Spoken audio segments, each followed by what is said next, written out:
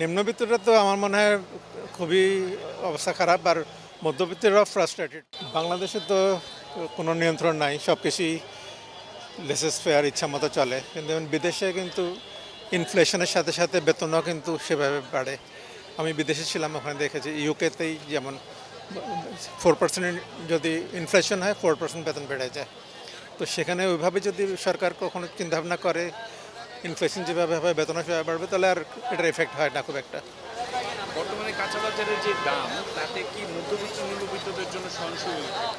না, নিম্নবিত্তরা তো আমার মনে হয় খুবই অবস্থা খারাপ, আর মধ্যবিত্তরাও ফ্রাস্ট্রেটেড। কেন আগে মাস চলতে হয়তো তাদের বেতনের হাফে হয়তো কাঁচা বাজার লাগতো, এখন মেজরিটি চলে যায় কাঁচা বাজারেই। তো সেই জন্য অনেক বেশি। এই যে কাঁচা বাজারটা মধ্যবিত্ত নিম্নবিত্তদের নিয়ন্ত্রণে আনার জন্য কারা সবচেয়ে বেশি ভূমিকা পালন করে?